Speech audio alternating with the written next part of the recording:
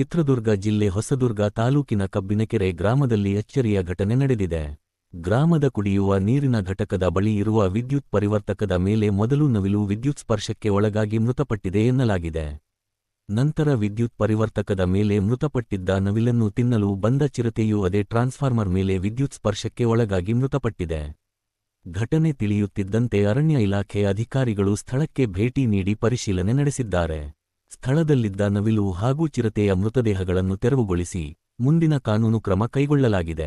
ಚಿರತೆ ಟ್ರಾನ್ಸ್ಫಾರ್ಮರ್ ಮೇಲೆಯೇ ಮೃತಪಟ್ಟಿರುವ ಘಟನೆ ಸ್ಥಳೀಯರಲ್ಲಿ ಅಚ್ಚರಿ ಮೂಡಿಸಿದೆ. ವಿದ್ಯುತ್ ಪರಿವರ್ತಕಗಳ ಸುತ್ತಮುತ್ತ ಸೂಕ್ತ ಸುರಕ್ಷತಾ ಕ್ರಮಗಳನ್ನು ಕೈಗೊಂಡು ಇಂತಹ ಘಟನೆಗಳು ಮರುಕಳಿಸದಂತೆ ಕ್ರಮ ಕೈಗೊಳ್ಳಬೇಕು ಎಂದು ಸ್ಥಳೀಯರು ಒತ್ತಾಯಿಸಿದ್ದಾರೆ. ಈ ಘಟನೆ ಹೊಸದುರ್ಗ ಪೊಲೀಸ್ ಠಾಣೆ ವ್ಯಾಪ್ತಿಯಲ್ಲಿ ನಡೆದಿದ್ದು, ಅರಣ್ಯ ಇಲಾಖೆ ಅಧಿಕಾರಿಗಳು ಪ್ರಕರಣದ ಕುರಿತು ಪರಿಶೀಲನೆ ಮುಂದುವರಿಸಿದ್ದಾರೆ. ಹೆಚ್ಚಿನ ಸುದ್ದಿಗಳಿಗಾಗಿ ವೀಕ್ಷಿಸುತ್ತೀರಿ ಜನಧ್ವನಿ ನ್ಯೂಸ್. ಜನರ ಧ್ವನಿ, ಜನರಿಗಾಗಿ.